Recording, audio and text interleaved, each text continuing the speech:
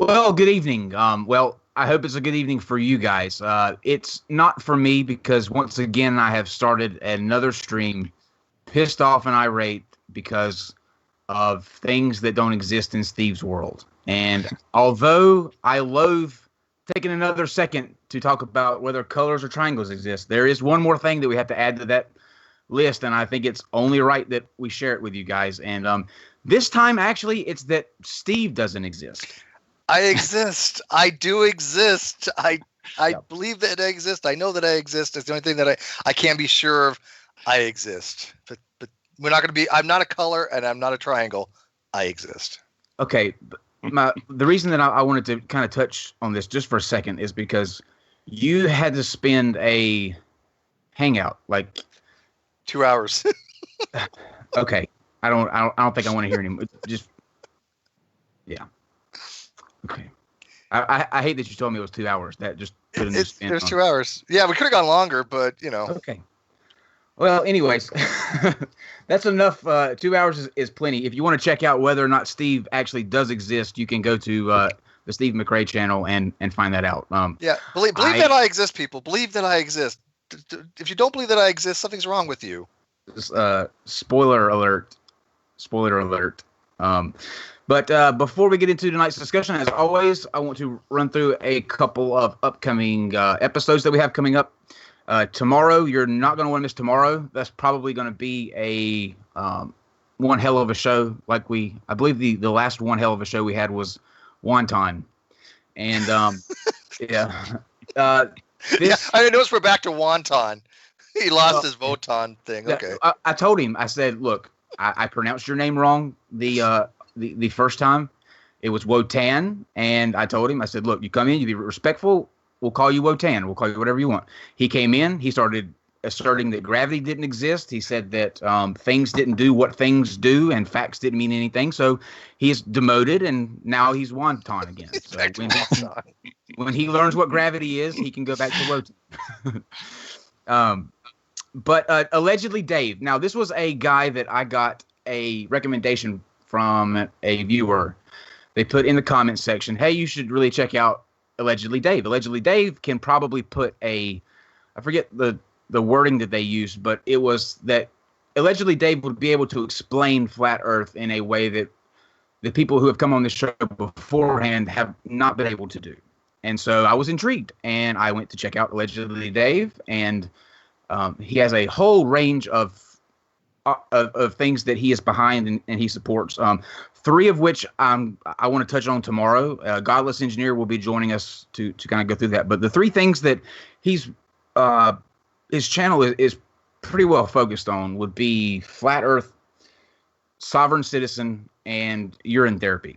Now, those three things by themselves are just you could spend hours on those things. But when you have those three things combined into one guest, this is going to be a treat for bring us. alcohol, lots of alcohol. And for those of you who don't know, for those of good point. For those of you who don't know, a sovereign citizen is someone who thinks that the laws that are passed down from the federal government or the state level don't apply to them because they are their own sovereign. Nation is a bad word to say because they're not a nation, but they're their own sovereign kind of governing body. I guess. Country, yeah, their own, yeah. For example, there's videos. If you go to his YouTube channel, it's DMurphy25. You will see 3 videos of him where he's pulled over by the British police. He doesn't have a license, so he has this like credo or this constitution folded up, passes it over and says, "You're interfering while I'm traveling." He's not driving, he's traveling. And he's not driving in a car, he's driving in a motor vehicle, which the wording is not in Britain's, kind of whatever they use. So these are the things that they do to kind of get around that. Obviously, they don't get around it because it doesn't work out for Dave in the video, unfortunately. But yeah, spoiler, it doesn't go well for him. So anyway, you don't want to miss that. That's going to be tomorrow at 8 o'clock. I spoke with him today. He's all set and ready to go. Friday, we have 2 theists. Both have been on this channel before, Dr. Cy Gart and Dr. R.M. Huffman. Cy Gart is a he believes in evolution. Dr. R.M. Huffman believes in creation. So we're going to be having a conversation between them two to see if they can find any kind of middle ground, both being from the same, not the same profession, but the same kind of field. That's going to be at 7. And then if you think that SJWs only existed in our times, you would be wrong, because there have been SJWs in biblical times. And our good friend, Dr. Stephen DiMattei, will be back on Saturday at 8 o'clock, where we'll be going through some SJW examples of things that happened in the Bible. They're very interesting. I think that they apply to things like homosexuality and eating certain things and the mixed linens. And we're going to kind of dive into Leviticus a little bit. So that will be something that you don't want to miss. And then finally, Sunday Big Show. There was recently on Pathos, a guy, 22-year-old pastor, rants about atheist gamers. And basically what he did was he got up on the pulpit of his church, and he's going on this tirade about how atheists are dumb, and why would you make a club that glorifies somebody that didn't exist, or go after somebody that didn't exist. And he starts going into a rant about how atheists do nothing but play video games and they drink Coke all day. And the following day, he had a interview with Skylar Fiction, where Skylar and him were talking, and he actually said out of his mouth, and I actually heard this, and so did everyone else, that he is still supportive of the death penalty for gay people and for unruly children. Kids who have received correction in his terms and still continue to be unruly deserve to be put to death. So to cover both of those bases, because they run a long spectrum, I have 2 people coming that are going to kind of straighten him out a little bit. And that would be Rags, who is a huge YouTube gamer here. So he'll take care of the gaming aspect. And then we have see, it's already getting me angry as I'm thinking about this guy. But Bionic Dance will be here Sunday too. So we have those 2 coming up. Big show. What were we gonna say, Steve? Oh, I was just gonna say Bionic Dance. Yeah. But I do have a question though. How did you create Joinder with allegedly Dave when he has no name? Because does he wish not to create Joinder? And he doesn't have a name, so I don't even know what that is. What is that? I have no idea. I couldn't even venture a guess. Well, see, I didn't want to ask because I didn't want to seem like I'm Joinder's a everyday word. I don't know what it means either, but to them, to be honest with you, I've never really looked into. When he said it, I had to create Joinder. I know of it, but I'm not sure what they mean by it. Okay. So tonight we have a treat for you guys. I think these kind of things where we dive back in history and we take a step outside of the debate arena. I think for me anyway, I love learning, so these are fascinating. And tonight's is especially fascinating because I think this will be something that most of you aren't familiar with, and you probably should be, because I was telling Bernard before we started that I went into this thinking this is going to be a cool story, but there's not going to be much to it. And then after looking around and starting to read, we have here The Covenant by Bernard Lamborelle. Right? Perfect. Okay. That's the number one thing I was worried about tonight. You know, it seems like we always get guests with the names that are going to just screw me up. Like, we can't ever get a Smith. Just once. John Smith, go find us one. Where's the Smith? But this is a fascinating book. We have a link to it. You can order it off of Amazon. It is in the description below. So as we go along and you find that you want to know more, click that. That will take you to where you can purchase the book. You're going to want to, because it's outstanding. So I'm going to read kind of the summary, because I think it's good that you had on your press kit, Bernard, about what this will kind of cover what tonight's going to be in a broad sense. Sure. And basically that is that the covenant shows how the Abrahamic faiths very likely originated from an earthly covenant made during the Bronze Age. Instead of a religious experience with the divine, it argues that Israelites celebrated the cult of the ancestors, which was conducive to the deification of the Lord of the Covenant. And that's Baal and what's the Berith? Baal Berith. Mm-hmm. Okay, so I didn't screw up his last name either. It then shows how each time Israel was submitted to a new foreign power, this deity underwent a visible transformation. As Canaan became a vassal of Egypt, a nation of I highlighted myself out, a nation fond of compounded deities, it would have taken the attributes of El, Baal, and Astarte. Starte or Shera. Yep. They're killing me with these names today. And morphed into a new super deity, Yahweh. So I'm going to give Bernard a second to introduce himself and kind of where he's coming from in terms of his background and why he got into this. And then he can take what I just read and kind of put it into a more concise sense, and then we'll get started in going in that direction. So, Bernardo, I'm going to turn it over to you. Thank you for joining us, and tell everybody about yourself. All right. Well, thank you, Kyle. Thank you, Steve, for having me on the show. Good night, everybody. Good evening, I should say. I'm basically an engineer. I graduated many years ago from École de Technologie Supérieure in automated production. So my background is mechanic, electronics, software engineering. And I've been working most of my life in that field. I'm now working in the field of high performance storage, cloud computing, that kind of stuff. So I'm a rather rational guy. I like facts. I like numbers. And you'll find some of that in the books.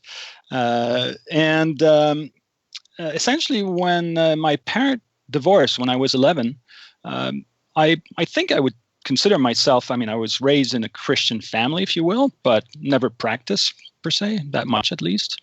But when my parent divorced, my mom went heavily into religion, and my dad became more of an atheist than what he was before. So I was kind of raised and grown up between those two perspectives. And I've always been compelled by the spiritual aspect. I think humans have a need or connect to something more than just the material physicality of our world.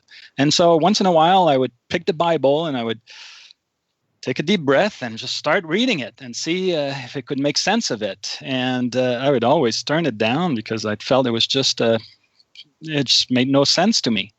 But every couple of years, as I would grow up, I guess, and mature, hopefully, I would go back and, figured, well, maybe you've grown up, maybe you've matured, maybe there's something in there that will talk to you. I never thought about it from a historical perspective or anything like that, but just like any spiritual book. And 15 years ago, when I started rereading it for the nth time, and I was reading the story of Abraham, I got struck by the realism and just the very basic nature of that relationship. Heck, if I was to meet God and eat with him, I'd focus on something else than making the cakes and those little things. I'd be overwhelmed by the encounter, And so I started thinking this looks more like an encounter with an important persona, like a king or something like this. And I almost felt bad. I figured that was kind of sounds silly, but then I kind of rewinded my reading and I restarted from the beginning of the story. And I was trying to just visualize if the story itself would make sense if this God was actually replaced with a human figure. Would it, if you take the story of Zeus and you replace it with a mortal man, the story doesn't make sense because of the, extraordinary deeds that Zeus would do. But I started reading the story and I was amazed at how everything just connected. And one of the pieces that connected the most was a chapter that is almost always neglected in Bible studies, which is chapter Genesis 14. And Genesis 14 is almost always neglected because that's the chapter where, the people of Sodom revolt. And you learn in that chapter that they've been vassal for 12 years. And then they revolt. You got enough of that. And there's 4 kings, Eastern kings, that come and for basically launch a punitive campaign against them. They come, they sack the city, and they take the goods and the people away. And among the people is Lot. Abraham's nephew. And so when Abraham realizes that Lot was taken away, he basically, puts a little army together, chases those guys, defeats them by night, brings all the goods and everything back, and he's celebrated by the people of Sodom and Melchizedek and all that. And, you would kind of think that these people would want to retaliate. There's something missing in that story, and or if they don't retaliate, the alternative would be to make a covenant. And, oh, surprise, Genesis 15 is a covenant with God. And a little later, you learn that the people of Sodom are still not, God hears rumors that there's still something going on there, and he decides to destroy the city. And basically, Abraham negotiates, tries to save the people of Sodom, but ultimately, the city gets destroyed. And so you have Genesis 14, where the people of Sodom are being subdued by four eastern kings. And then in Genesis 19, God destroys the city.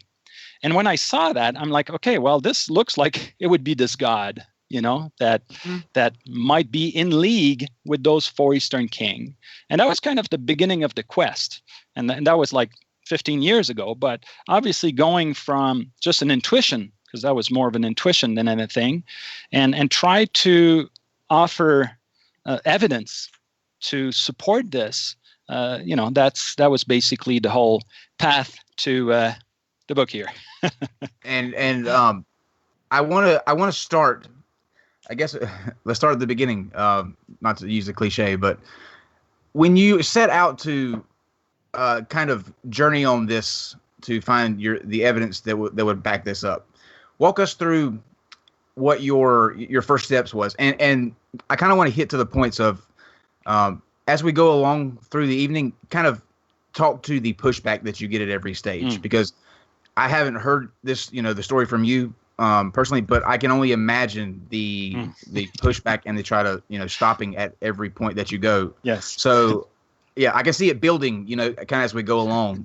So kind of go through where it goes from an idea that you had in your head to something that gains traction. Right. Well, I guess the first pushback was myself. I when I started rereading this story, I kind of, on the one hand, I got excited. I thought it was, it was cool to see that it would make sense, but still, I figured, well, it can't be. It's got to be just, a coincidence. And especially when I hit the last part of the story, you have to realize that in the story of Abraham cannot have a son with his half-sister Sarah, and so at some point she offers him Hagar, which is the Egyptian maid. And so he goes with Hagar and has a child, which is Ishmael. And a little bit later in the story, God is not pleased with Ishmael to be the heir, and he wants a son from from Sarah. And it's very interesting when you actually pay attention to what's written in the Bible, because it clearly says, and they asked Abraham, "Where is thy wife?" And a little bit later, Abraham responds, basically he responds immediately. He says, "She's in the tent." And then a little bit later, God visits Sarah and does unto Sarah what he said he would do. And 9 months later, Isaac is born. And so you got to wonder, okay, well, if God visited Sarah in the tent, and if that God was immortal, then obviously it's not just the Spirit of God that helps Sarah be pregnant. It's physically, he is the genitor of Isaac. And so if God is indeed the genitor of Isaac, when he's asking for the sacrifice, as Christian and Jews, we've been told that God asks Abraham to sacrifice his only son, Isaac. And so it doesn't make any sense. That was the first hurdle that I ran into, because I'm like, okay, this doesn't make sense. I mean, if this mortal impregnated Sarah and he is the father of Isaac, he can't be asking Abraham to sacrifice him. So it has to be Ishmael. And when I ran into that, I figured, okay, well, maybe the whole idea just stops here and I can move on with my life and do something else. But then at the time, I was pretty naive. I didn't know that for all the Muslims, they agree on the same story, except on the identity of the child that was asked to be sacrificed. And so when I realized that for the Muslims, it was Ishmael, and it's funny because it's in the tradition, it's not in the Quran, but they can't really say why, but there's that opposition there. And so that was kind of both, I guess that was a decisive moment for me. Mm-hmm. It kind of told me, okay, there might be something here that is worth investigating. And so to answer your question, I basically just started reading as much as I could on the history of the Levant, of the history of Egypt and Mesopotamia, during the period of the Bronze Age. But that's a very vague region and a vague period to try to find stuff like this. And so that was the first step, really. So where do you go from there? When you have this idea, where's your next stop? Like when you're going to actually take it into a research phase? Yeah. So the next step for me was to start collecting pieces of the puzzle, and it's really literally like you take a box, 1,000-piece boxes, and you just throw it on the table, and then you start looking at all the little pieces, and you start collecting them, and you start seeing if they fit or not. And all along, I started reading a lot on the background, the history, the context, and I was trying to see, okay, could this person, figure, context, would it make sense for this type of covenant? And I initially I started looking around Egypt because a lot of pharaohs have been portraying themselves as living gods, mm-hmm. And so I thought, well, maybe that's a good place to start. And but there was you could kind of fit the square in the peg hole, but there was always something that didn't work. And so, I was never satisfied, and I was just keep on moving, and so I pretty much went around and found that in the history of Mesopotamia, probably the figure of King Hammurabi was mm-hmm. the closest thing, but that just helped me. It kind of set stage for some interesting more research. The next step for me was really to look more closely in the text. Because, I mentioned this Genesis 14, Genesis 19, and the identity of the Son. And, that kind of gives you if you look at the forest, you can kind of see how the pieces work together, but it doesn't really give you any substance for validating that idea. I don't know if you're familiar with the JEDP from Wellhausen. Mm-hmm. So, that's basically the approach that Julius Wellhausen came up with almost 100 years ago that has been used and continued to be used in most biblical studies to kind of identify section of the text. The idea is that the Bible was collated from multiple sources, mm-hmm. J, E, D, and P, J being Jehovah, E being Elohim, and so on. And the story of Abraham was basically, according to Wellhausen, a combination of J and He, Jehovah and Elohim. And the idea is basically to, take the text and separate sentences based on, do they refer to Yahweh, to Elohim, and so on. But when you do that on the story of Abraham, it doesn't make any sense. You just end up separating things. Some sentences include the two names. And so I started realizing that there was more of a anthropomorphic figure, which was really to be associated with the Lord, and more of a immortal deity that seemed just like any pagan god. And so when you make that distinction, not based on the names, but based on the profile of the character, and you start assigning, you start picturing this mortal as the anthropomorphic character and so on, then you've got a very clean story.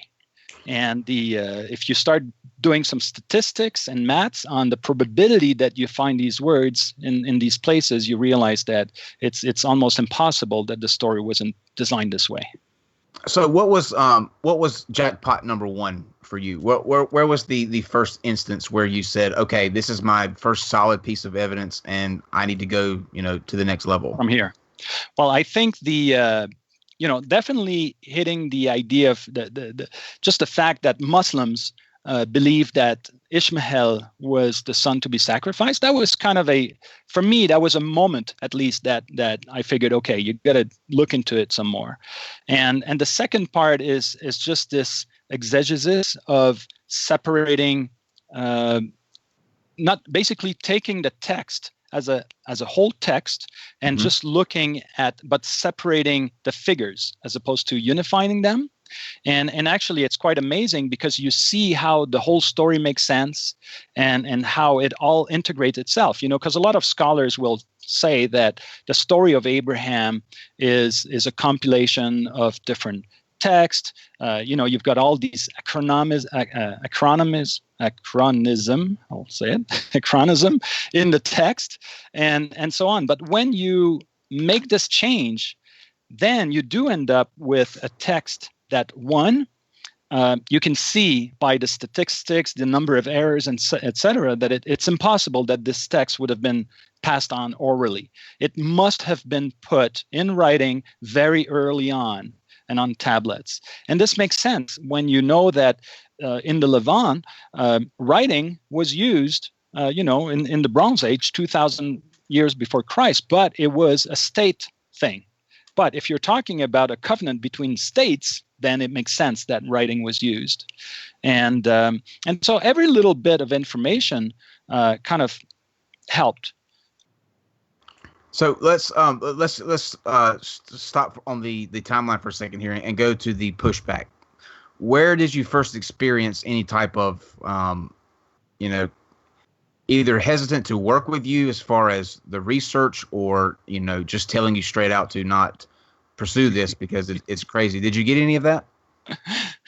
I didn't get a lot of that prior to publishing a first book. I did publish, I should call it an attempt, in 2009.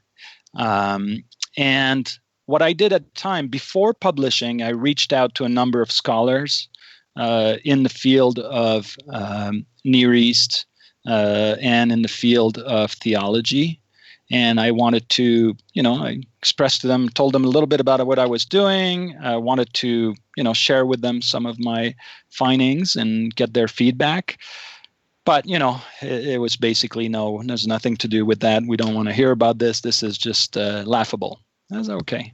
So, I still went ahead and kind of published that little book. And essentially, that kind of what led me to sign up for a master in theology, because the kickback I had, or the pushback I had at that point was, well, you're working out of a translation. You should be working out of the Hebrew text. You don't have any background or methodology in this field, and so on. So I basically went to the professor who told me that my work was laughable. And I said, hey, I'd like to sign up for your class and you teach me, if this is laughable, just show me how to do it the proper way. And this way, once again, my objective has always been, prove it wrong, prove it right. But, let's talk about it. Because, my little abilities, all I was able to get was closer to confirmation rather than the other way around. Real quickly for people, and myself included, because I'm not quite following as well as I should. Could you kind of do a really quick summation of what your overall thesis? The overall argument about what is everybody so go like, hey, you're getting there. Way off the mark there. We're getting there. I wanted to build a little bit of the backstory behind where he's going and the ideas. And once we get past kind of the pushback. It's not aliens, right? No. Okay, we're not going to aliens. No aliens. No aliens. Yeah. There's always aliens. Come on. No. This has no surprise like that. When you hear when you hear the explanation that he has reached, I think that I most we people find, huh? I thought we may have just missed it. I'm sorry. I didn't know we were No. building No. If you're following along, you didn't miss it. I wanted to build. I wanted to build up to where we are now, so that we get the mindset and kind of where people at on the outside that he's having to deal with as well, so that when we go into it, all the pieces will fall into place. And not aliens people. And since we're here, I mean, we might as well go ahead and tell the story. Okay, so essentially the hypothesis that I'm trying to defend is that Abraham is actually a historical character who would have lived during the Bronze Age and would have made a covenant with King Hammurabi. These people. Abraham. So it would have been just a secular covenant. And the objective of the covenant was to maintain, essentially to secure the trade route between Mesopotamia and Egypt, because Canaan is an important trade route between those two regions. And the people of the valley that was unstable, they were revolting. And so the purpose of the covenant was to stabilize that region. From there, how do we go from there to Judaism? And is basically through what I believe can be shown to be, you have Abraham and his descendant lived in basically in Shechem, which is today Nablus in the occupied territory, and in that region you have the remains of the temple of Baal Berith. Baal Berith in Hebrew means Lord of Covenant. That temple was built in the 17th century before Christ, which happens to be 50 to 100 years after what I showed to be the covenant, where I tried to show that the covenant would have been in around 1764 or 65 before Christ. And basically the worship of, and that's a time when you look at this covenant 2,000 years before Christ, there was a practice of celebrating the ancestors. The cult of the dead the cult of the ancestors was very popular, especially among nomads. And, they would carry bones around, and you can see that in the Bible. It's very clear that the descendant of Joseph were carrying the bones of Joseph around and so on. And so Baal Berith would have been essentially these nomads were celebrating the cult of the dead, but through the gift of the land, by making this covenant, basically, the Lord would have told Abraham, okay, you take care of this region, you pacify it, and in exchange for that, by the respect of my laws, you're going to be in charge of this land, you and your descendants. And basically, Baal Berith would have been the local god that would have been worshipped and would have been elevated to the rank of deity for these nomads turned sedentary, because typically local gods are for sedentary people. The people that are sedentary, they have local gods. People that are nomads tend to use the practice of the cult of the ancestors. But by turning from nomad to sedentary, then they kind of elevated this god for themselves.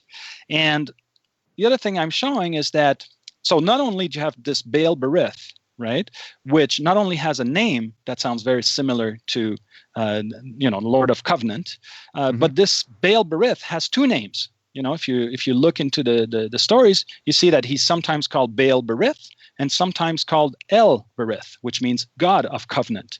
And scholars can't really tell why two names. Is it two separate gods? Is it one God? Well, it's very easy if you understand that the guy was elevated from just a mortal to a god, then of course it went from Baal Berith to El Berith. It kind of makes sense at that point.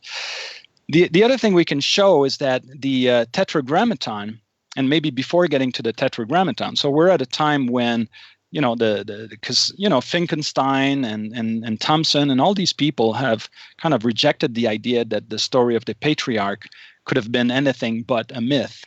But they never looked at it from a secular perspective. They always assumed this was a religious text and a religious covenant. And so obviously it makes no sense to have a monotheistic text 2,000 years before Christ. But when you look at it from a secular perspective, you put it in the context of the cult of the ancestors, then you start realizing that, oh my God, it could have been this Baal Berith. And then through etymology, it's possible to show that the tetragrammaton, Yahweh, YHWH, can actually be shown to be a contraction of Baal Yahweh Bala. And Baal Yahweh Bala basically means my Lord and Goddess. And my Lord and Goddess, can transfer, if you remove the component Baal and you just keep Yahweh, you get the Yahweh. And so from a etymology standpoint, it actually works perfectly. And then you can understand that Yahweh was a compounded deity. So Yahweh embodied the attributes of Baal and his goddess into this new God. And this is why Yahweh was a superior deity, why he came out of nowhere. This is why from an archaeology standpoint, we're in a dead end. When you look for Yahweh, a little bit before the exile, you kind of run into a dead end. But when you realize that he's not a new God, he's just a compounded deity, because in Egypt, those were very popular. And that's a time when Canaan was a vassal of Egypt. And so you would suspect that there is some influence there as well. So let's, Steve, since I've read a little bit, I'm gonna let you kind of, yeah, it is. It's a lot to kind of break down. So I want to see if we can do it in kind of a couple of sentences to wrap up what you just said into like a nice little neat package. So basically, let me see if I can attempt to do this. What you're saying is that this agreement was originally made between a king and Abraham, correct? Yes. They made an agreement for peace sake to give an issue of land. That covenant became sort of a so memorable and was considered sacred that it itself turned into, as stories go along, that it is something bigger than it actually was, which morphed into what is now Christianity and a God, or of the Old Testament. Yep. Okay. Yep. So Steve, do you want to piggyback on that before we? So in a nutshell, the Abrahamic God would be some type of derivation from Baal. I don't know. There's various pronunciations. When I say Baal, B-A, comma, apostrophe, A-L, which is the I guess the correct way to do a Baal. But we have something they had asked, how do you know about the nomadic religious practices if they don't generally leave documentation behind? Well, I mean, I don't know, but you look into any kind of historical, there are people that are experts in that, made, different guys. I mean, that's pretty acknowledged. I mean, there's nothing that I'm inventing here. I'm just looking up, the facts that scholars have collected and shared. This is generally recognized as being a fact that, they're not saying that nomadic people did not have any God, but there was a tendency. I mean, the cult of the ancestors is recognized as one of the oldest form of worship in human history. And, it just kind of makes sense to look at it that way. So, how many people, I still know people who every time they lose a deceased one, they still talk to him. Right? They talk to their deceased husband. They talk to their deceased loved one. I mean, it's still a practice that we're engaging in on a regular basis. Now, we're not worshiping them as gods, but we're still worshiping them in some ways, or talking to them. And I just want to start, like, this is after reading what I have of your book. It seems on its face something that is almost too simple to be true. Yes. Like it seems like this is something that is, looking back, it's so easy to put together, and so kind of. But I think you're one of the only ones that are a proponent of this, correct? Yeah. I mean, that was, to me, so that this was is, one of the this is most amazing fringe. things. Is this more like fringe, or, and I don't mean that in a derogatory sense, but obviously like things like Richard Carrier has a fringe position with his mythicism. So would you consider this to be, and again, fringe doesn't necessarily be crank, but do you consider it to be a fringe position? Oh, absolutely. Okay. Absolutely. I mean, in 15 years, I've ran into a single person who has offered that possibility that the God of Abraham would have been immortal, and that was the philosopher Robert Spencer at the turn of the last century. He basically offered the idea that based on what he read, the context and all that, this looked like just a mortal person. But and this to me has been an amazement to realize that I found nobody who came up with that perspective, and I mean, a good chunk of this book is to go and review all the past research, understand where they failed and why they failed, and each time, that's the one thing about this idea, is that you take that one simple idea and you carry it along the whole path, and everything gets together. There's no need to fit. As you say, it's so obvious. How come nobody has ever thought about this? I can't tell. The only thing I can figure is that the only people who had interest in the Bible were believers. And because they were believers, it was against their bias to even suggest and investigate that possibility. It would throw off their game. And that's where I kind of can now. Yes. Now, granted, obviously, I am not in any way, shape, or form a biblical scholar or history. Like that's just not in my forte, or in my wheelhouse. But if I'm looking at it like just from a simple aspect, what is more or what is easier to believe? Yes. If you take the fact that you have people who are warring over land and they're in disarray, there's chaos going around everywhere, and you have two people that meet to discuss a treaty almost, or a terms of peace. Okay. Yep. And back then, where it's shepherds and just people who are, they don't have a formal education or any type of education for that matter. If you take those people and you all of a sudden go from war to peace, and the symbol of that is going to be this covenant, this treaty that the two people signed, and the gift of the land. Yeah. As the story gets told throughout the ages, I can see where that would easily get turned into that thing is special because it stopped all the bad stuff that was happening in this area, and that is easier for me to believe than the way it plays out in the Bible. Yes. I mean, you're and that's exactly where Richard Carrier, stands. I mean, he's heavily promoting the, Bayes theory as a way to validate historicity. And, one element of Bayes is the priors. What's the prior probability? What makes more sense? And so on the one hand, we have a story that we're told, well, it comes from oral tradition. Okay, good. But what's that oral tradition? If you're telling me it comes from an oral tradition, it means there was a tradition.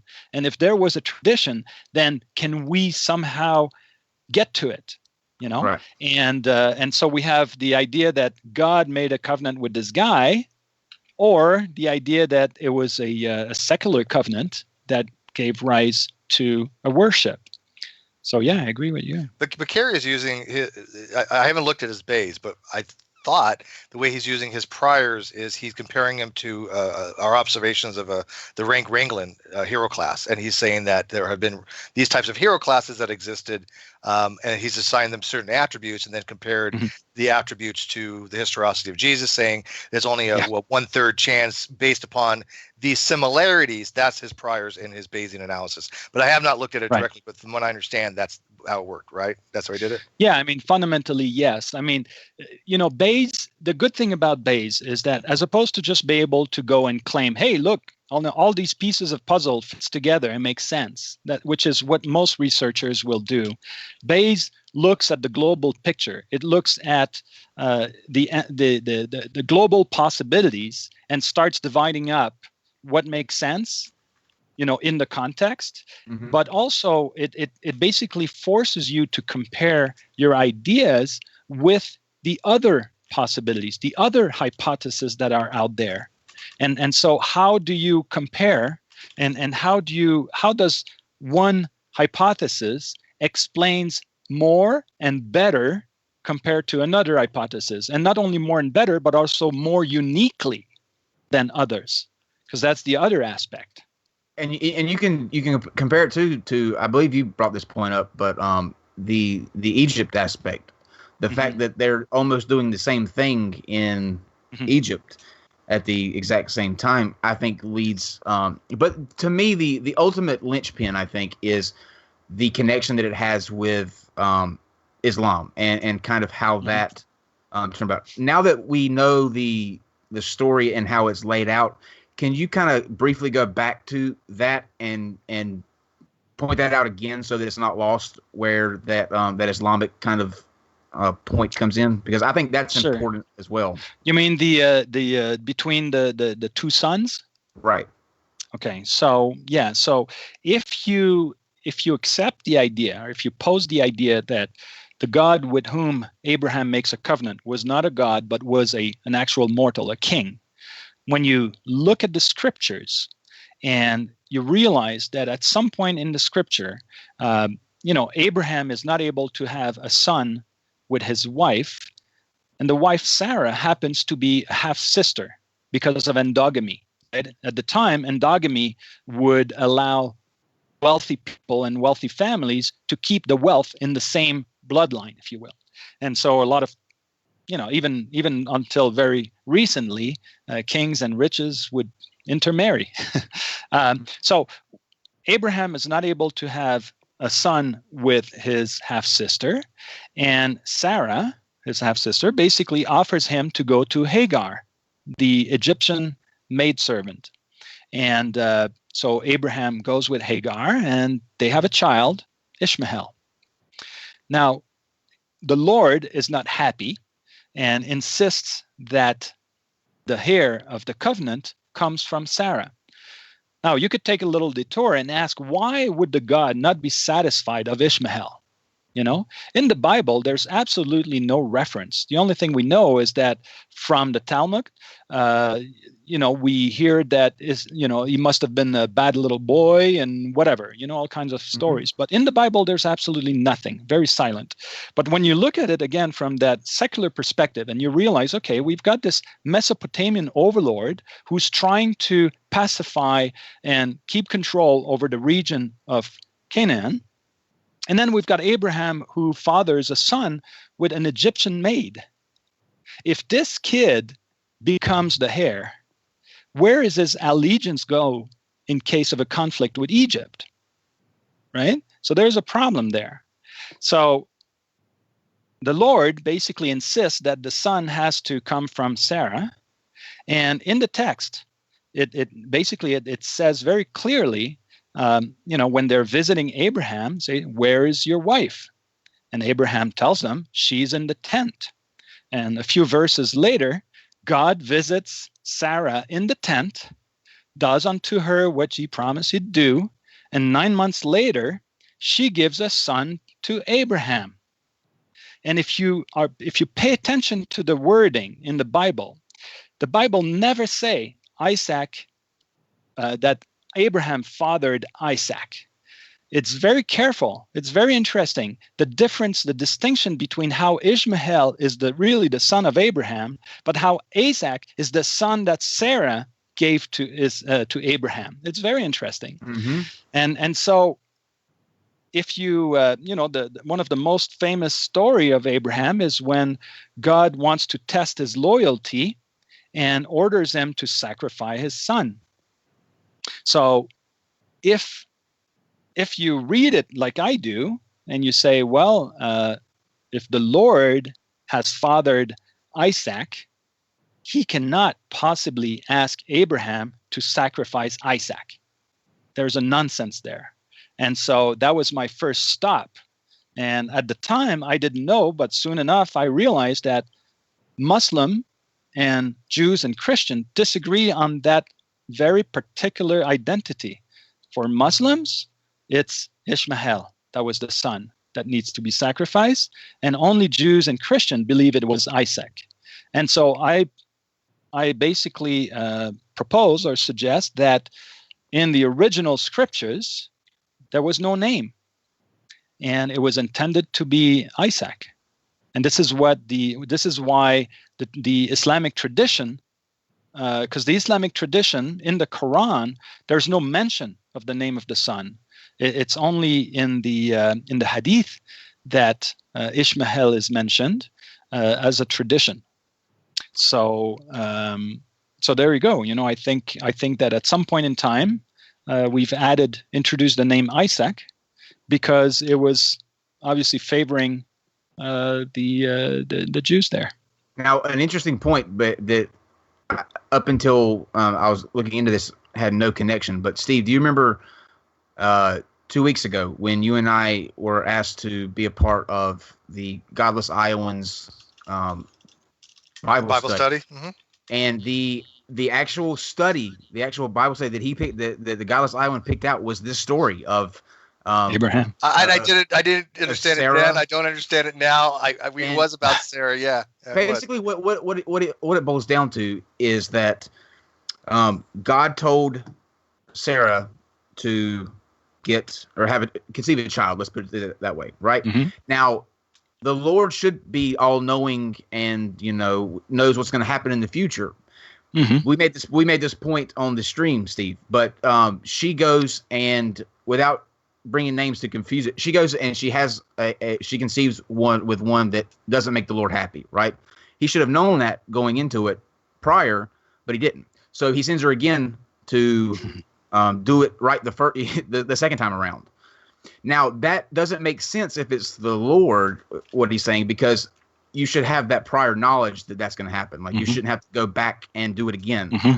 But if you substitute that the Lord with the king or the whoever made this covenant, take that person and make them a human form, it makes perfect sense that because it comes down to a jealousy thing. You know what I mean? Like it's taking it out of that God should know everything. Why did he not know that she was going to screw it up the first time and just tell her who to go conceive the child with first? You see, God should have planned ahead on that, I guess. He should have. It's a waste. It's like an extra step that's kind of not needed in a way. If you're the all-knowing, all-powerful God, but it's cleared out and makes complete sense if you're just a king or a man. Yeah, that you have human mess up. So now I don't. I go back and forth because like I said, it seems too easy and too good to be. You know what I mean? Like it seems like it fits. I know. If it's got to be frustrating for you. Like really frustrating for you. But if you take it, like I'm just sitting here thinking, if you take it a step further, if the Christian God is correct, now follow me on this. I know this might sound a little out there, but follow me on this. You know that by doing that screw up, that pregnancy screw up, that's eventually going to lead to Islam and Muslims. If you're God, you can see that that's going to be a byproduct of this. You can see that your number one competition is being formed out of this mess up. So if it were a God, why would you allow that screw up to happen to create such a disastrous, kind of swing away from your sinner religion? Why? If it's a man, it makes complete sense because they both are vying for power because their kids claiming that they both have the birthright to be. No, it's got to be true. It's got to be true. Well, again, it took me a while to come out with this work, and and still today, I'm at this point, I'm very confident that very confident that it can be shown just through the scriptures and archaeology and the context and all that this was a secular covenant. And I'd say, and obviously I'm biased, but, I'd put a fairly high degree of confidence on that. And obviously I can totally understand that for somebody sitting on the other side of the camera here, it goes like, well. But, having looked into it for the last 15 years, where I'm a little less affirmative or confident is in the identity of the king. I think there's very good reasons to believe it would have been Hammurabi. But it's a little harder to be totally confident about that one. It like for me, I don't believe the book, at all, because just in my atheist. But if I'm going to approach it from what's the simplest explanation, what's more plausible, what kind of fits the pieces of the puzzle together, it answers all of those questions that just seem like, why is this way, even with just the pregnancy thing. But obviously not everyone agrees with you there, so let's get to why this is not a more widely accepted kind of maybe before we go there, if you sure. want, I'll throw another fun one at you. Okay, so and I'll throw this one out because I really care for the LGBT community. I think they're suffering hatred, mostly by religious people, because the Bible says that God hates fags, right?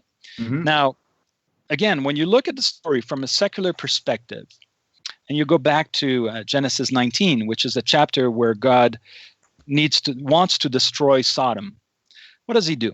So, he hears that there's still some rumors, and those people are wicked, right?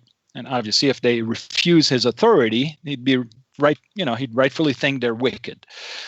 And then Abraham tries to negotiate, brings it down to a handful of people. If he finds just a few people willing to submit and accept his authority, which are the just people, will he save them? And he basically agrees to that. And, why, you could ask, why would Abraham dare negotiating with God, but anyway, if he's the Lord, then it makes sense again. And so what does he do? He sends two messengers. In the Bible, it says angels, right? Sends two angels to Sodom. Now, the word angel comes from the Greek, angelos, which means messenger. In the Hebrew text, it's malak. Malak is the name for those messengers. And Melech is a king. So Malak is obviously the messengers of the king, right? Mm-hmm. So he sends two messengers. They go to Sodom. And that's a very known story. Sodom, even the word sodomy comes from Sodom. And what happened? So he sends those two guys to look at the state of revolt of the city in Sodom. And these Sodomites, they have been, you have to remember, they were vassal for 12 years. They just freed themselves from that state. And so they get these two guys coming, and they want to sodomize them. Mm-hmm. They don't want to sodomize them for carnal pleasure. They want them to feel the pain of submission that they have suffered for the last 12 years. Mm-hmm. And they want to send a clear message, we're not gonna submit, and that's when God decides to destroy the city. So I think if more people would come to accept or acknowledge or agree, and especially scholars, I'm all for scholars to look in this work and again, refute it, whatever, but criticize it, because that's the only way we can move forward. That's not an uncommon explanation. That's not an uncommon position. People have said before that they wanted to come in and rape the angels. I don't particularly look at the Bible and see the Bible's against homosexuality. I think that people are against homosexuality. Absolutely. They use the Bible to justify it. Absolutely. They don't read the text right. Yeah, that's of course. I looked at that heavily, and in almost every case where they claim that it's a verse against, it's actually not. And in the Greek versions, there are two words that are used just twice that don't have any other context that they're used in the Bible in any way, shape, or form to be able to tell what that is referencing, because it's the only two words, and people nowadays claim that it's you can look it up, but there's explanations for why those words are in there as they were. The problem is people and their ulterior motives don't really read. Absolutely. And it gets kind of tied down to that. But when you say that when you got this book published and printed out, ready to go, obviously, this is an assumption, but I would think obviously you would have sent it out to, everywhere that you could to get it out there and see. I'm struggling with why it's not being something that's being looked into. Like, it's one thing if people kind of look into it and they're able to refute what you say and prove why, but I don't see the benefit of just brushing it off and dismissing it. And ultimately, it may, what you said, boil down to the people don't like their beliefs to be challenged in a way that could, roll back any type of progress that they've made. But the people that aren't in the religious fields, have you got any kind of feedback from them on why this isn't being pushed out there? I'd love to get feedback. I think if there was feedback, we'd be moving. My experience is that when I think one of the issues that self-promotion doesn't work really well in this world. It's very hard to break the noise barrier. Everybody's got crazy ideas. You look at the web or whatever, there's one crazy idea after another. And so it's very easy to just look at this and just say, okay, just one more. If, as you said, if there was substance, we'd know about this, right? So, so how do you go from to break that noise barrier? I think part of the challenge is that people that should care aren't ready, and people that are ready don't care. You follow what I mean? Yeah. In the sense that, atheists that are ready, they'd be able to welcome a book like this, don't care. In a sense that they look at it, they're already atheist. It's just one more stuff, and so they don't care. Yeah. And the people who care aren't ready, in a sense that they're not prepared to challenge those beliefs. Well, that's a bad spot to be in. Yeah, very bad spot. And I think it's a good time to ask this particular question because Digital Hammurabi wants to know, do you have any intentions on presenting this in any kind of academic conference? I'd love to. SBL, SOR, AOS? I've sent them, I've sent them proposals and requests, but I think it's up to the listeners. If people think, if they'd like this book to be presented, argued, whatever, it's up. I invite everybody to just, let, whether it's the SBL or other type of venue, know that, hey, we want this guy, put somebody else in front of him and have him get challenged or whatever, I wonder if, since Digital Hammurabi is watching, Steve, I wonder if Dr. Bowen and Megan would be interested in looking into this deeper. They seem to be paying attention. Yeah. Very good. Very good. Yeah, I'd love that. We have they're our favorite guests. I'm just go ahead and put it out there. We have them on here all the time, and he is he's got a PhD from Johns Hopkins in ancient Sumerian linguistics and Syriology. Beautiful. Yes, beautiful. But I think that it's kind of shocking and sad that this is not. I'm kind of in a way excited because I feel like we're breaking it here. I feel like you heard it first. You are absolutely. You are. I'm taking a very Zen attitude because I can tell you I was extremely upset when I released my first book. I distributed hundreds of copies to all the press outlet. I had a single response. Only one guy responded and said, "I don't care about your book. Please don't send me any book." That's it. That's the only response I had. Okay, so and that's okay. I learned that the press will only pay attention if it has already reached a certain threshold of above noise. That is true. And so, That is true. so what I'm doing right now is guerrilla warfare. It's just trying to engage one-on-one with people that I think, have some level of intellect, can actually make sense. Does this make sense, or is this just fluff? And, slowly kind of trying to go through that. But I've got something here for your digital Hammurabi guys that they might appreciate. If, again, it's all the same. It's all going from one little premise, if this Lord was immortal.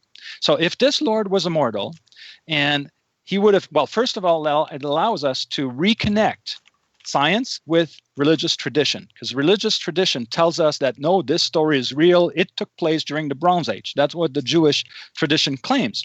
So if it did take place during the Bronze Age, and if, as I'm suggesting, it would have taken place with a Mesopotamian overlord, then at that time in Babylon and Mesopotamia, they were not using the base 10 system like we use. They were not using decimal system. They were using sexagesimal system, base 60.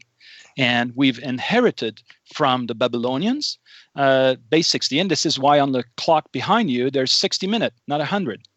And this is why we have, angular degrees of 60 minutes, 360 degrees, and all that. It's all base 60 that we've inherited from the Babylonian. So if this covenant had been made in the Bronze Age, it would make sense that it would have been made in sexagesimal, right?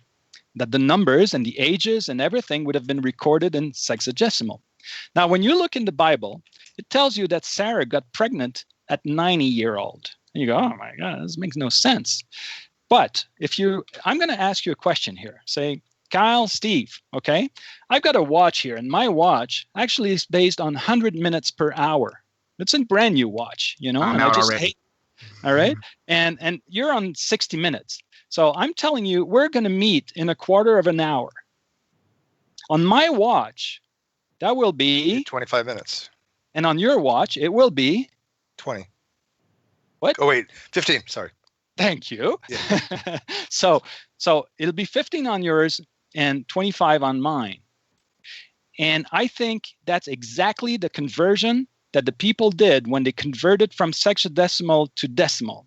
But there's a big problem here, because minutes are fractions of an hour, but days are units.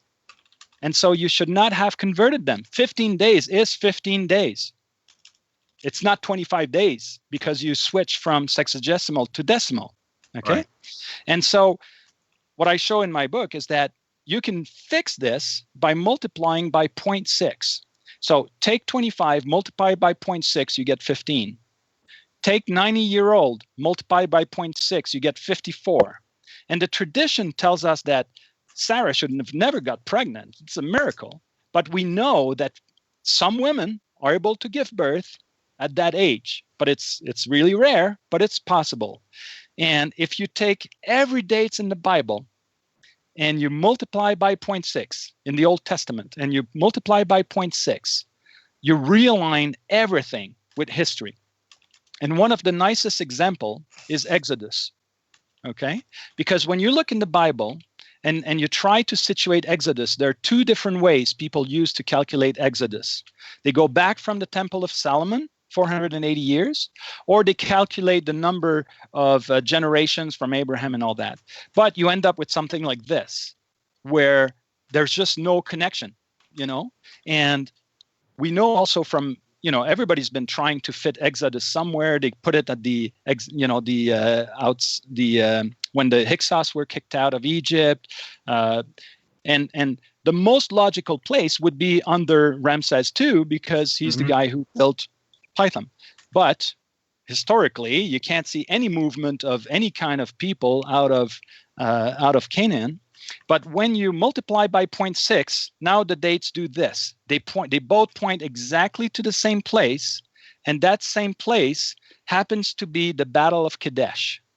And what is the Battle of Kadesh? What do we learn from the Battle of Kadesh?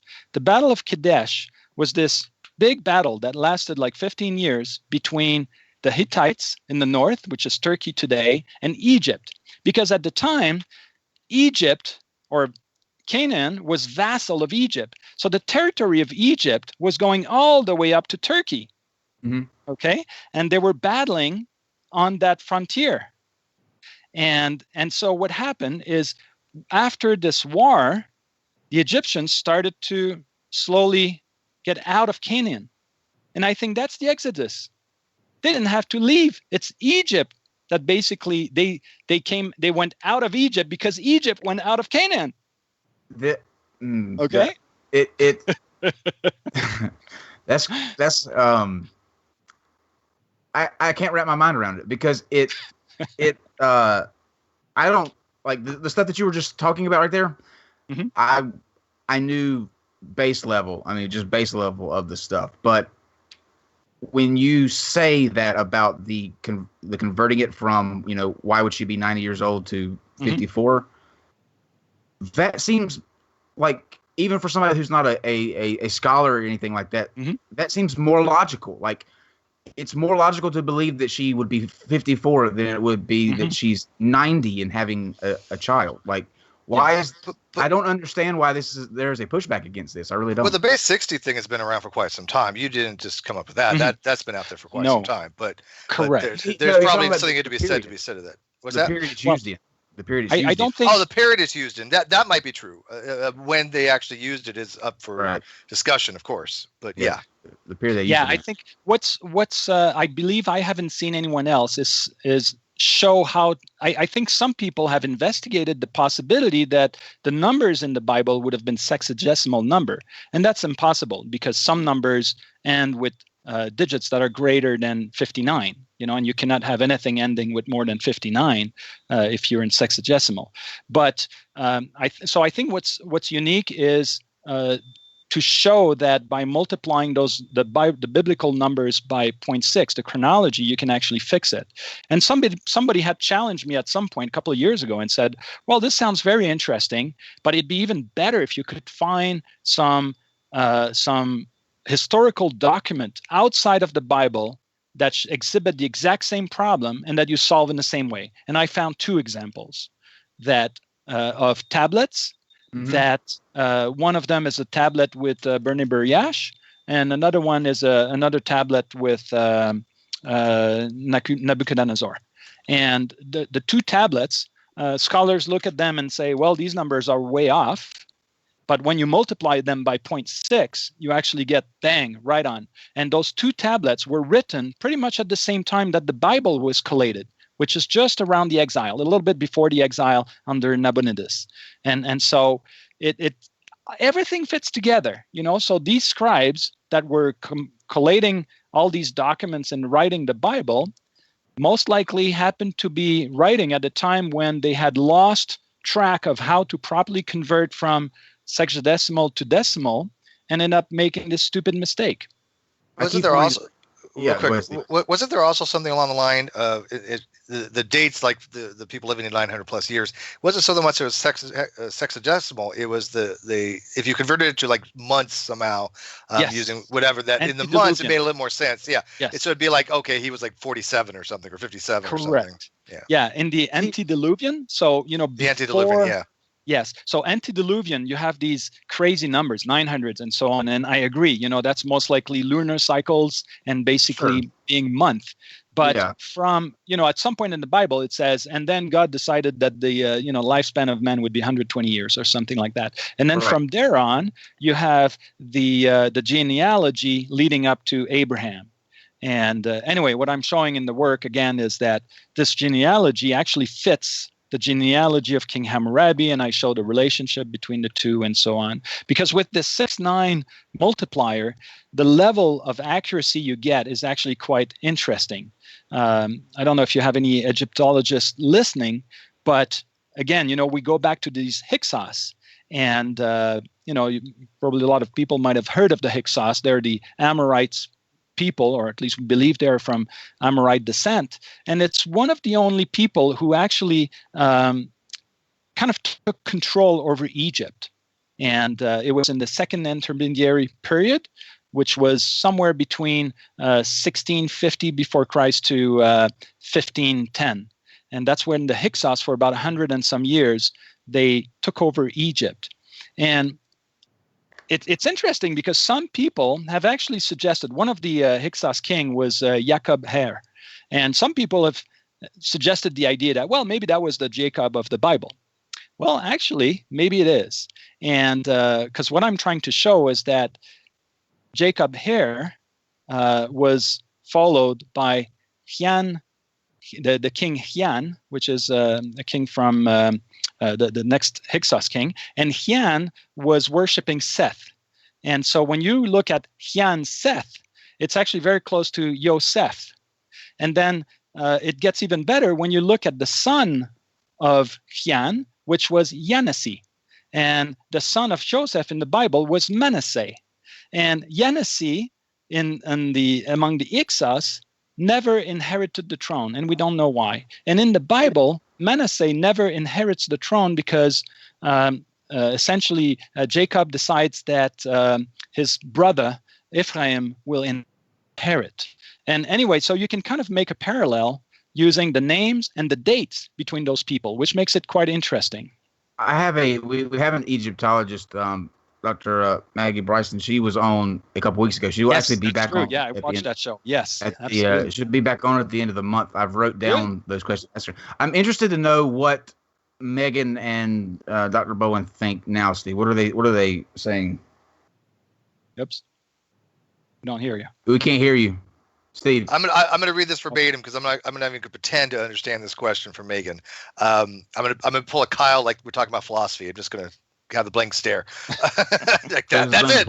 I might have the blank stare. You'll be all right. She asked, how long? Oh, sweet. So how does he explain the Sumerian king list? One single document, antediluvian nights with long lives, and then the king's list. The king's lives get more and more realistic the closer. And then she got cut off. I guess the closer later on. Let me see what I didn't get the whole question, Megan. Talk about me not understanding philosophy. You can't even read a question. Yeah, well, I read the question, but it got cut off. Yeah. Well, I think I know what you mean. I mean, the Sumerian king list is a long list, which got bunch of names and dates, and some of the dates are like 28,000 years, long. And again, obviously, even if you applied month, it wouldn't work. So you'd have to almost apply days in that case. And because I'm not pretending I'm going to resolve every issue here, and I all I'm doing is I've collected some information that I'm submitting to some scholars. I'd love them to take a look and see what makes sense out of this. I think a lot of it makes sense, but I'm biased. I mean, we all come to the table with our own presuppositions and biases and all that. So until, it's one of the first thing I write in my book, is, got to be careful, don't take this for granted. There's, I've got, here are some of the areas that I suspect could be challenged. And, but I'm trying to be forthcoming with it because again, at the end of the day, it's not about, I think this is too important of a subject to, in some ways, just I wouldn't say botch it, but to just let it out. And well, you're basically saying that the entire Christian it is the most important is predicated on some kind. It wasn't Baal a Canaanite demon of some kind. I don't remember. He was in one of the layers of hell, circles of hell. He's a Catholic. He's a Catholic demon, yeah. But wasn't he's in some layer of hell though? Yeah, okay. But I don't know if that was true. Or that was an AD&D. Is it what? Different name. Okay, because I get my demonology confused because my demonology comes from Advanced Dungeons and Dragons, so I don't know how it relates to actual. If Was he talking about me not having a blank stare or a blank stare on my face, and now he's comparing demonologies to Dungeons and Dragons? I mean, some of it is based upon real mythos, some of it's made up, but that's the only experience I have in these things. No, but you bring up demonology. There's actually something interesting with Beelzebub. Beelzebub is the Christian demon, Lord of the right? Fly, or the fly. Lord of the Fly, exactly. Now, the name is most likely a transliteration from Baal Zebub, which in Hebrew means Lord of the Fly, right? And in the Talmud, they teach you that, or they tell you that Baal Zebub was this little thing that people would carry. They would have this little amulet that people would carry in the shape of a fly, and that was Baal Berith. Okay, that's what it tells you in the Talmud. Now, when you look in Egypt, and your friend there will confirm that, scarab amulets were used in Egypt, and they were also popular in the Levant. And they were literally a little scarab. And Scapher is the Egyptian god that looks like a scarab because it basically recalls the cycle of rebirth. And so it looked like a scarab in the front, and in the back, they would put the name of a person or a god that they wanted to worship. And they would be very small, So if you think of Baal Berith in the shape of a little fly, what does that tell you? That's the Lord of the Fly, right? So these are all recycled gods from somewhere. Exactly. So the minute Yahweh came on board, this super deity that embodies all the previous gods, you have to reject the older gods. They're no more good enough. And so you condemn them. They become the demon, right? I'm having I'm just sitting here thinking kind of a little epiphany of sorts, because if you go back and you watch all of the kind of these history discussions that we've had, I mean, you go and you cover Dr. Bowen, Dr. DeMattei, Bryson, Garcia, Dr. Garcia. They all have they're all interconnected on it. This is like some Twilight. Yes. Twilight shit going on. But see, not even that though.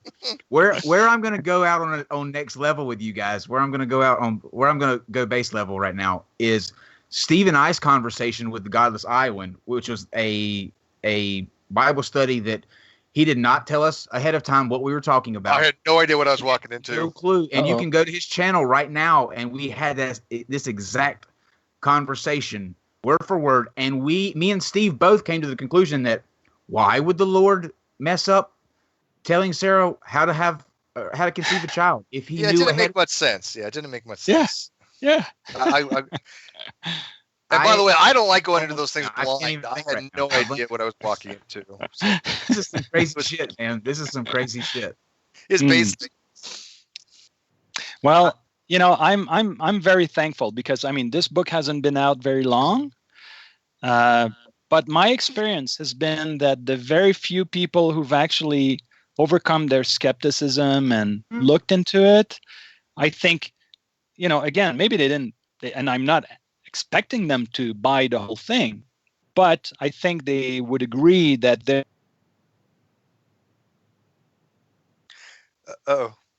would agree that the internet connection went out. No, that is the religious right cutting him off. This is what they do. This is what they do when you give the truth, baby. From letting the truth out. The Illuminati forgot to pay the Skype bill. Bernard, can you hear us? Bernard. Well, while he's figuring that out, just FYI, Megan and Dr. Bowen, Megan had to go to sleep, but I think at one time they want to come all together and just have like a free for all on this type of discussion and go from there. I think we should. I'm interested to hear where they fall on it. I don't think they're buying into it much, but I think they're being open minded. But I don't think they're accepting it right off. But for those of you who are watching out there, watch this video and then go back and watch the other historical kind of. Welcome back. But he's watching the video. I'm back. You need to turn off the video in the background. I don't hear video. Oh, I do. I don't hear anything. Got now. Hello? Can you hear me? Yeah, you're good. We can hear you. Turn your camera on, please. Yeah, okay. The camera is off. Okay, there we go. That would help. There we go. There we go. Layout restored. I told them that was the religious the religious people trying to stop us from spreading the truth, we will not be silent. We will not be silent. No. So he was just suggesting that that Digital Hammurabi, maybe we'll talk to Dr. Bryson about getting her in on that. And let's just bring DiMatteo on and do what we did Monday and just have maybe everybody everybody from their different respected fields in and kind of that would be amazing. Kind of go through things. Like I expect them to be skeptical. I think that's a good thing. I think that if absolutely the tougher the questions that they ask you, and you're able to answer those or point to an answer that I might not be able to answer them either too. Can I point something out? This is how academics is done. I want people to see this. These are people with positions that they're coming to from an erudite perspective. They've done their research, and then they're being challenged on it, and they're not taking offense by being challenged. They expect to be challenged. People are not. People have this weird conception, like in science, that there's some kind of uniformity there that you have to comply or be out, and it's so just the opposite. You've got to be away from the norm. You've got to be different. You've got to be putting forth new stuff, and you need to be challenged on it. When you go get a PhD, you have hours and hours of being challenged on that PhD, right? So I just want people to recognize that when you have people like yourself and Dr. Bowen and Dr. DiMatteo and other people that have may not be on the same page, they can all get together and discuss it from an academic level, and nobody gets offended by it because that's what they expect in academics. Think of Darwin. Do you think Darwin? Everybody, when Darwin came out with his findings, that everybody was like, "Oh, that's fantastic! Come on in, we're gonna print this immediately." Yeah, he'd be like, "Oh, I'm sure Darwin was like, hey, everybody buys it. Great, I don't do anything. I'm done." Yeah. A lot of things, what I think sad nowadays is that we get so bogged down with craziness, like just absolute bonkers, batshit, out of left field stuff that it kind of gets us used to. If we don't hear it on the news or we don't read it in Nat Geo, then it's crazy and it's wild and it doesn't make any sense. And I think we need to get away from that and have discussions about wild ideas that could possibly explain things better and have historical backing behind it. Because when you hear people they're saturating the media with there are articles coming out about how flat Earth is increasing and just all of this junk. Pseudoscience. Unfortunately, because of the way the media is, when something comes along that's different and not in the norm, it gets bundled up in there, and so everybody just kind of tosses it out by the same token. And I don't think that's fair. And we're not going to do that here. Oh. And I want to get as many people as we can kind of together and go through it, because I think that would be very beneficial for everybody. Absolutely. I mean, I as I said, when I released the first book, I was frustrated because I was hoping that there would be a discussion, and there was nothing. Right. This time around, I'm prepared. It'll take the time it takes. I don't have all the answers, but I'm certainly willing and happy to engage and discuss and exchange. And some of your other guests might have some additional ideas, or they might be able to refute or enhance, so that's beautiful. At the end of the day, you go into it, though, saying that you don't have all of the answers up front. I think that automatically, separates you from a lot of people who think that coming in, it's infallible and can't be, contested. But I think that people should... Guys, we're going to schedule this talk between everybody sometime in June. In the meantime, I'm going to let him tell you about his website and his blog and all that in just a second. Go to his website, go to the Amazon bookstore, order the book, read it. If you don't order the book, read the stuff that he has on his blog and the information that he's got on there. And then when you come to that discussion that we have with everybody, we'll also ask your questions, for people who have a kind of a general base knowledge. But if you look at the Bible itself and for what it's worth and what it was written, does it make more sense in these circumstances that it was a God or a man? In those cases, it's as simple as that. It fixes everything. I mean, you think that the Bible is crazy and doesn't make any sense. This piece fixes that. And that's why it's not being introduced as widely as it is, because if he's right, if he is correct, then the entire game falls. Yeah. The entire thing is over. It put a big dent into theology, especially at least Christianity. It would kill it. Well, no, I don't think there are always going to be people that believe things, no matter how much evidence is put in front of them. You're Absolutely, just not sure. So, I grant you that. And I don't think it. And I again, not trying to be disrespectful. I don't think it'll have a big impact on most believers, even if you have. Correct. Yeah. Okay. But I'm not expecting any impact on hardcore believers. What I'm hoping is that, just like science has done over and over the course of history, is that as you introduce better explanation, new generation of people that are seeking for answers get a chance to evaluate the different proposition and pick the one they feel makes more sense for their life. And the one thing I would say is that whether God, the God of the Bible, can be, whether we can show at the end of the day that this was a guy, it doesn't mean that from a ontological perspective or spiritual perspective that there is nothing out there. Sure. It just means that we got to stop killing each other for a stupid book. Let's just take the book for what it can provide as guidance, spiritual help, guidance, whatever people can find in it. But let's stop killing ourselves. Let's just move on. I think that's perfectly said. And to your point, I don't think that this should be something that it should be pursued because it destroys religion. If that came across when I said that way, that was not my intention, because I think that everybody should have the right to believe whatever they want to believe, as long as it does not discriminate or harm other people in the process. You're free to totally believe whatever you want to believe. But from a historical aspect and from a truth aspect, it's important. Whether you continue to believe that, it's just as the Bible predicted that Satan would come in and try to alter things to deceive you, you're fine to continue to believe in the Bible. That's not our intention is not to do this to destroy religion. It's to, from a historical aspect, it's important because it happened.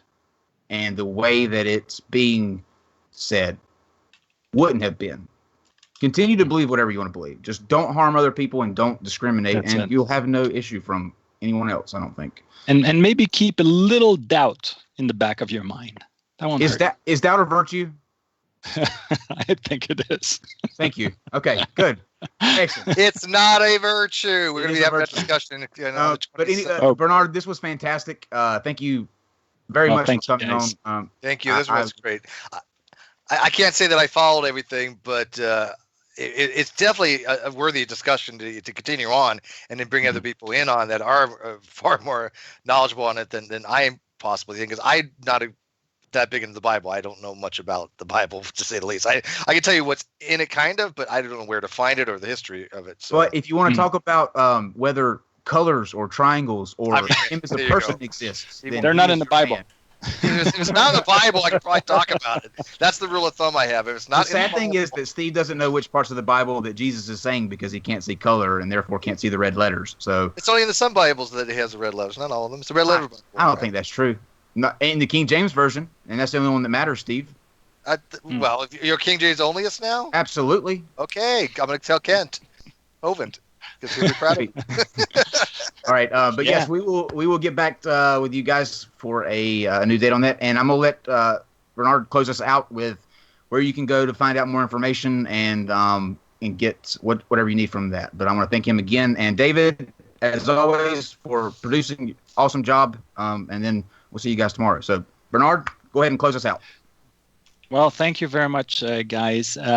People who want more information can visit my website. It's www.earthlycovenant.com. Earthlycovenant.com. It's Blanbour on Twitter, and the book is available on Amazon. It's called The Covenant on the Origin of the Abrahamic Faith by Means of Deification. And thankful for anyone to look at it. If you don't have the financial means to acquire the book, just drop me a personal message on Twitter, and I'll be very happy to just provide you a code so you can get the book for free on download. So thanks for watching. That's Awesome. pretty cool right there. But the link for that is in the description, guys. We'll see you tomorrow at 8 o'clock for the opposite of this tonight. We will go flat Earth. Bring alcohol. I'm telling you ahead of time. I hope you enjoyed this while you could. Bye, guys. Good night.